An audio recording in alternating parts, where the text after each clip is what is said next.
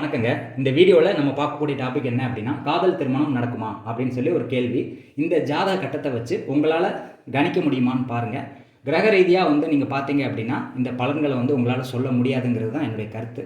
அதனால தான் நட்சத்திரத்துக்கு இம்பார்ட்டன்ஸ் கொடுத்து சொல்லணும் அப்படிங்கிறது நான் சொல்கிறேன். இந்த வீடியோவே நான் ஏன் போட்டேன் அப்படின்னா, இதுக்கு முந்தின வீடியோவில் எண் கணித நிபுணர் சீரோ அப்படிங்கிறவனுடைய ஜாதகத்தை நான் போட்டிருந்தேன். நீச்ச பங்க ராஜயோகத்தை எக்ஸ்பிளைன் பண்ணியிருந்தேன்.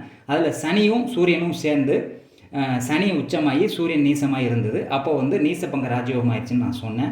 அப்போ ஒருத்தர் கமெண்ட் பண்ணியிருந்தது நீசப்பங்க ராஜயோகம் கிடையாது பாவத்துவம் அப்படின்ட்டு.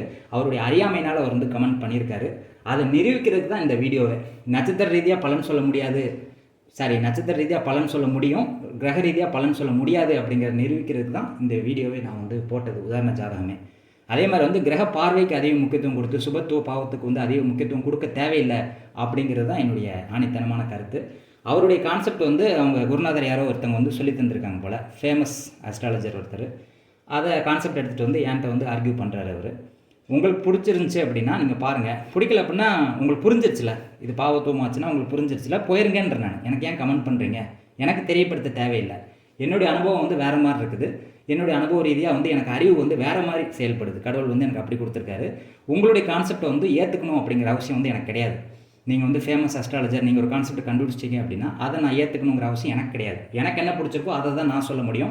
என்னுடைய அனுபவத்தில் கற்றுக்கிட்ட விஷயங்களை தான் நான் ஷேர் பண்ண முடியும். என்னுடைய அனுபவத்தில் நட்சத்திரம் இல்லாமல் நீங்கள் பலன் சொல்ல முடியாதுங்கிறது தான் என்னுடைய கான்செப்ட்டு. அதை எக்ஸ்பிளைன் பண்ணுறதுக்கு தான் இந்த வீடியோவே நான் போட்டிருக்கேன். உங்களால் முடிஞ்சால் கிரக ரீதியாக இதுக்கு பலன் சொல்ல பாருங்கள், தப்பாக தான் வரும். இப்படி தான் இந்த பெண்ணினுடைய அம்மா ஜாதகத்தை போய் கேட்டிருக்காங்க. லவ் மேரேஜ் நடக்கிறதுக்கு வாய்ப்பு கிடையாதுன்னு சொல்லியிருக்காங்க. ஆனால் லவ் மேரேஜ் நடக்குது. எப்படி நடக்குது அப்படின்னா, கிரக ரீதியாக அது பார்த்தீங்கன்னா சாத்தியக்கூறு கிடையாது. நட்சத்திர ரீதியாக பார்க்கும்போது சந்திரன் ஆயில்ய நட்சத்திரம் புதன் நட்சத்திரத்திலையும், புதன் சந்திரன் திருவோண நட்சத்திரத்திலும் இருக்குது. புதனும் சந்திரனும் நட்சத்திர பரிவர்த்தனை இருக்குது. 5ஆம் இடத்து அதிபதியும் 7ஆம் இடத்து அதிபதியும் நட்சத்திர பரிவர்த்தனை ஆனதுனால மறைமுகமாக இவங்க லவ் பண்ணி மேரேஜ் பண்ணுறாங்க. அதாவது எல்லாரையும் கூட்டு வச்சு மேரேஜ் பண்ணுறது கிரக பரிவர்த்தனை. 5, 7க்குரிய கிரகங்கள் பரிவர்த்தனை ஆச்சுன்னா லவ் மேரேஜ் பண்ணுவாங்க. எல்லாருக்கும் தெரிகிற மாதிரி நடக்கும். நட்சத்திர பரிவர்த்தனைங்கும்போது யாருக்குமே தெரியாமல் நடக்கும். அந்த சம்பவம் யாருக்குமே தெரியாமல் செய்யக்கூடிய செயல்கள் தான் நட்சத்திரம் பண்ணும். ஏன்னா நட்சத்திரம் ராசிக்குள்ளே மறைஞ்சிருக்குது. கிரகங்களுக்குள்ளே வெளியில் தெரிகிறது கிரகங்கள் மட்டும்தான். அப்போ வெளியில் தெரிகிறத மட்டும் வச்சு நீங்கள் முடிவுக்கு வரக்கூடாது. ஒருத்தன் வெளியில் பார்க்க நல்லவனாக தெரிஞ்சால் அவன் நல்லவன் கிடையாது, உள்ளே விஷம் பிடிச்சவனா அப்படிங்கிறது நட்சத்திர ரீதியாக பார்த்தா தான் தெரியும். வெறும் கிரகங்களை மட்டும் வச்சு நீங்கள் எதையுமே சொல்ல முடியாதுங்கிறது தான் என்னுடைய கருத்து. அப்போ 5ஆம் அதிபதி நின்ற நட்சத்திர அதிபதி, 7ஆம் அதிபதி நின்ற நட்சத்திர அதிபதி நட்சத்திர பரிவர்த்தனை ஆனதுனால லவ் மேரேஜ் சீக்ரெட்டாக நடக்குது. ஊருக்கு தெரியாமல் ரொம்ப சீக்ரெட்டாக இந்த சம்பவம் நடக்குது. இவங்க லவ் பண்ணுறது இவங்க வீட்டுக்கே தெரியாதுங்கிற மாதிரி நம்ம எடுத்துக்கலாம்.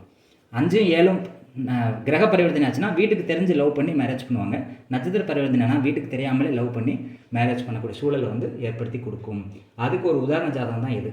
லவ் மேரேஜ் நடக்குமாங்கிறதுக்கு லவ் மேரேஜ் நடக்கும். அதாவது யாருக்கும் தெரியாமல் இவங்க லவ் பண்ணி மேரேஜ் பண்ணுவாங்க அப்படிங்கிறது தான் உண்மை. இது கிரக ரீதியாக பார்க்கும்போது உங்களுக்கு தெரியாதுங்கிறதுக்கு போன வீடியோவில் ஒருத்தர் கமெண்ட் பண்ணியிருந்தேன். அந்த கமெண்ட்டை கூட நான் டெலிட் பண்ணிட்டேன். பாவத்துவமாக இருக்குது சுபத்துவமாக இருக்குன்னு. எனக்கு அதெல்லாம் பிடிக்காதுங்க. அதை நீங்கள் சொல்லாதீங்க. உங்களுக்கு கரெக்டாக இருந்துச்சு அப்படின்னா நீங்கள் எடுத்துகிட்டு போங்கன்ற. நான் எனக்கு விளக்கம் கொடுக்க தேவையில்லை. என்னுடைய கான்செப்ட் வேறு மாதிரி இருக்குது. அதனால் நான் என் போக்கில் போகிறேனே. நீங்கள் கமெண்ட் பண்ணி எனக்கு டீச் பண்ண வேண்டாம். உங்களுக்கு பிடிச்சிருந்துச்சி, உங்களுக்கு புரியுது அப்படின்னா நீங்கள் புரிஞ்சுக்கிட்டு போங்க, கமெண்ட் பண்ணாதீங்கிறது தான் என்னுடைய கருத்து. உங்கள் குருஜிகிட்ட போய் கேளுங்க. நீங்கள் யார் உங்களுக்கு சொல்லி தந்தாங்களோ அவர்கிட்டே நீங்கள் போய் இது கரெக்டானு சொல்லி கேளுங்க. அவர்கிட்டே இந்த விளக்க ஜாதகத்தை கேளுங்க. அதுக்கும் ஏதாவது எக்ஸ்பிளைன் பண்ணியிருந்தாரு அப்படின்னா அதை நானும் தெரிஞ்சுக்கிறேன். நட்சத்திர ரீதியாக தான் எனக்கு இது புரியுது.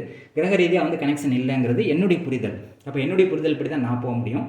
அதனால் யாரும் கமெண்ட் பண்ணி எக்ஸ்பிளைன் பண்ண வேண்டாம். இந்த ஜாதகம் உங்களுக்கு புரிஞ்சிருக்கும்னு நான் நம்புகிறேன். இந்த சேனலை மறக்காமல் சப்ஸ்கிரைப் பண்ணுங்கள். உங்களுக்கு ஜாதகம் பார்க்க விருப்பம் இருந்தது அப்படின்னா டிஸ்கிரிப்ஷனில் என்னுடைய வாட்ஸ்அப் நம்பர் கொடுத்துருக்கேன். வாட்ஸ்அப் மூலிமா தொடர்பு கொண்டு அப்பாயின்மெண்ட் ஃபிக்ஸ் பண்ணிட்டு ஜாதகம் பார்க்கலாம். நன்றி, வணக்கம்.